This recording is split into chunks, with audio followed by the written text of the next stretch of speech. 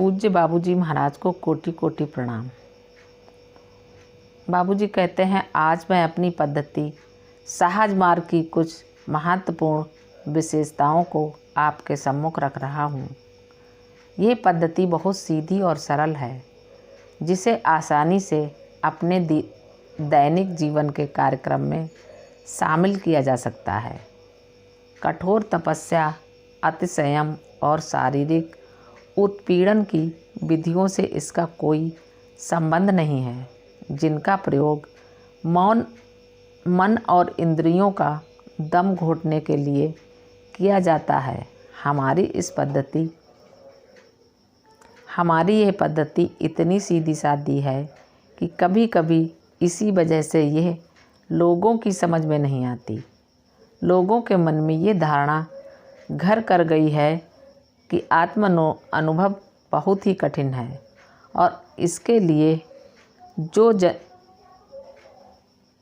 लिए जन्मों और युगों तक लगातार प्रयास करना है।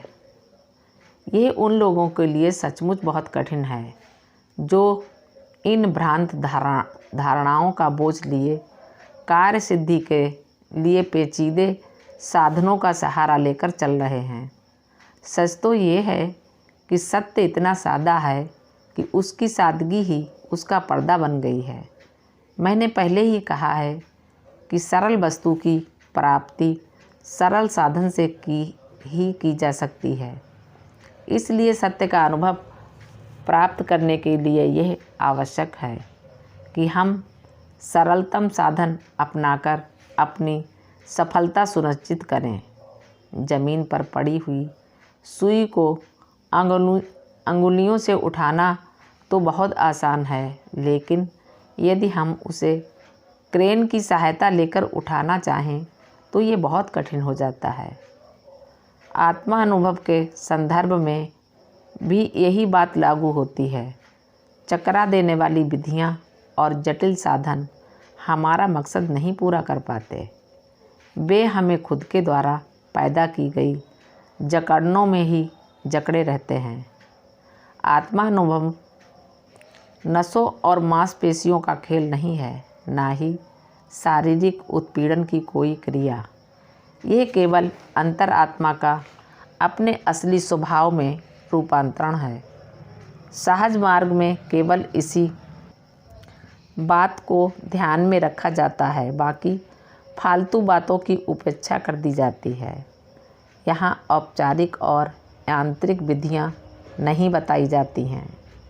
ये बताया जाता है कि ध्यान केवल आँख बंद करने की एक क्रिया है।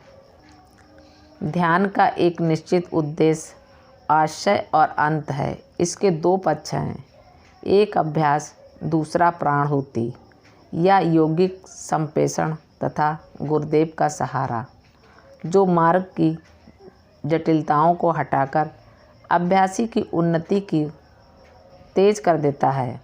पुरानी अभ्यास विधियों में अड़चनों को हटाने के लिए अभ्यासी को खुद ही संघर्ष करना पड़ता था। गुरु का काम केवल उसे कोई आंतरिक विधि का निराधारण कर देना भर था। सहज मार्ग में ऐसा नहीं है। इसमें ज़्यादातर काम गुरु स्वयं करता है। गुरु अपनी प्राणाहुति का प्रयोग कर अभ्यासी के मन की जटिलताओं को दूर करता है। यौगिक संप्रेषण की युगों पुरानी ये विधि सदा से राजयोग का मूलाधार रही है, लेकिन समय बीतने के साथ ये हिंदुओं के हाथ से जो इसके जनक थे जाती रही। मेरे पूज्य मालिक समर्थ सद्गुरु महात्मा श्री रामचंद्र जी महाराज, जो फतेहगढ़ के रहने वाले थे, इसको पुनर्जीवित करके फिर से प्रकाशित किया। इस विधि में गुरु अपनी आंतरिक शक्तियों के प्रयोग से अभ्यासी अंदर सुप्त शक्तियों को जगाकर उन्हें सक्रिय करता है और दिव्य धारा के प्रवाह को उसके हृदय की ओर मोड़ता है। अभ्यासी को केवल इतना करना होता है कि वह अपने को अपने गुरु की शक्ति से, जिसका मन और जिसकी इंद्रियां पूरी तरह से अनुशासित और संयमित हैं जोड़ ले। इससे गुरु की शक्ति अभ्यासी की मन की वृत्तियों को व्यवस्थित करती हुई उसके हृदय में प्रवाहित होने लगती है। लेकिन इसका संबंध पुराने गुरु परंपरा के रूढ़िवादी मत से नहीं है। हमारी पद्धति में इसे सेवा और त्याग भावना से भरे भाईचारे के रूप में लिया जाता है। यहाँ भी लोगों के सामने एक कठिनाई आती है। लोग ऐसे व्यक्ति से प्रभावित हो जाते हैं जो उनके सामने मोहक चमत्कारों का प्रदर्शन करे। चमत्कारों के प्रदर्शन करने की यह क्षमता अभ्यास से स्वतः विकसित हो जाती है, लेकिन किसी भी दशा में इसे योग सिद्धि की कसौटी नहीं माना जा सकता। सच्चा राजयोगी केवल प्रदर्शन के लिए कभी भी इसकी ओर प्रवृत्त नहीं हो सकता। चमत्कार भी दो प्रकार के होते हैं, एक दैवी प्रकृति के और दूसरा भौतिक प्रकृति के। जहाँ पहले का आशय दैवी घटनाओं से होता है, वहीं दूसरे का संबंध केवल सांसारिक बातों से होता है। जो लोग सूक्ष्मता के साथ आगे बढ़ते हैं, उनमें पहले प्रकार के चमत्कार जागृत होते हैं और जीवन की समस्या को हल करने में इनसे मदद मिलती है। लेकिन जो जड़ता के साथ आगे बढ़ते हैं, उनमें दूसरे प्रकार के चमत्कार जागृत होते हैं, जिनसे हृदय में भारीपन पैदा होने लगता है। जब कोई इस नीचे की उपलब्धि की दशा में निमग्न हो जाता है, वह पूरी तरह से एक ग्रंथि का रूप ले लेता है, जिसमें डुबाने के लिए एक भंवर पहले से ही वहाँ मौजूद रहती है। यदि इस शक्ति का प्रयोग दूसरे पर किया जाए तो वे भी उसी भंवर में खिंच जाएंगे। हमारी संस्था में यह क्षमता प्रायः हर अभ्यासी में पाई जाती है, पर गुरुदेव की सजग दृष्टि से उसे बस में रखती है, ताकि अभ्यासी इसमें भटक कर गुमराह न हो जाएं। अभ्यासी को अपनी इस शक्ति का पता भी नहीं रहता, लेकिन वास्तविक रूप में उसे जब इसकी ज़रूरत पड़ती है, ये उसके माध्यम से प्रकट हो जाती है।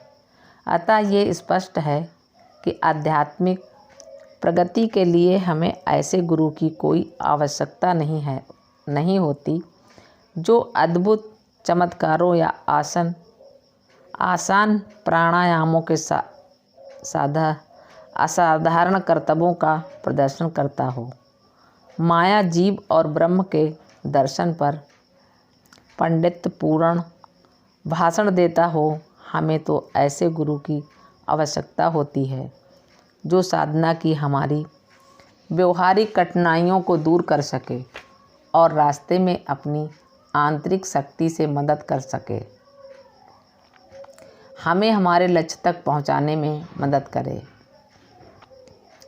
यदि सौभाग्य से ऐसा व्यक्ति मिल जाए जिसकी संगति में शांति और स्थिरता का अनुभव हो, मन की बेचैनी शांत होती दिखती हो, तो समझ लेना चाहिए कि उस व्यक्ति ने इंद्रियों की सीमा लांघ ली है और अपनी आंतरिक शक्तियों के प्रयोग से वह आपके जीवन की समस्या को हल कर सकता है। प्रेम और भक्ति से उससे अपने को जोड़कर आप भी उसी तरह रूपांतरित हो सकते हैं।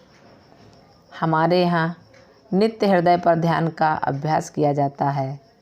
पतंजलि ने भी यही बताया है। इस विधि के आधारभूत सिद्धांत की व्याख्या राजयोग का दिव्य दर्शन में की गई है, जिसे यहाँ दोहराना मैं उचित नहीं समझता। इस विधि से अपने अस्तित्व की जड़ता को बाहर फेंकने और उत्कृष्ट सूक्ष्मता की अवस्था पाने में सहायता मिलती है। हम जानते हैं कि ईश्वर किसी भी प्रकार की जड़ता से पूरी तरह मुक्त है। इसलिए ईश्वर अनुभूति का मतलब है यथासंभव सर्वश्रेष्ठ सीमा की सूक्ष्मता की अवस्था की प्राप्ति। सहज मार्ग में यही हमारा लक्ष्य है। ये पद्धति आवरणों के रूप में जमी हुई जड़ता से छुटकारा दिलाने में हमें मदद करती है। ये पद्धति बहुत सरल है, लेकिन विशुद्ध वास्तविकता से जुड़कर सूक्ष्म तरीकों से आगे बढ़ने की वजह से ये सामान्य लोगों की समझ के बाहर है। ये हृदय में दिव्य प्रकाश की उपस्थिति मानकर उस पर ध्यान करने का निर्देश देती है। अभ्यासी को यह निर्देश भी दिया जाता है कि वह किसी भी रूप या आकार में प्रकाश को देखने की कोशिश न करें। यदि वह ऐसा करता है तो संयोगवश उसकी नज़र में आने वाला प्रकाश वास्तविक न होकर उसके स्वयं के मन द्वारा निर्मित होगा। इसीलिए अभ्यासी को सलाह दी जाती है कि वह प्रकाश को महज कल्पना के रूप में माने। इस दशा में वह बिल्कुल सूक्ष्म होगा और वह बिल्कुल सूक्ष्म का ध्यान कर रहा होगा। हर संत ने इसके लिए प्रकाश शब्द ही प्रयोग किया है, इसलिए मैं भी प्रकाश का शब्द ही प्रयोग कर रहा हूँ, चूँकि यही सबसे अधिक उपयुक्त भी है। लेकिन इससे कुछ उलझनें पैदा होती हैं, चूँकि प्रकाश की चर्चा करते समय हमारे सामने चमकीलेपन का ख्याल आने लगता है और हम प्रकाश को चकाचौंध करने वाली कोई चीज़ मानने लगते हैं। सच्चे प्रकाश का ऐसा कोई अर्थ नहीं होता है। इसे तो बिना चमक वाले प्रकाश के रूप में माना जा सकता है। मालिक को प्रणाम। सभी अभ्यासी भाई बहनों को नमस्कार। धन्यवाद।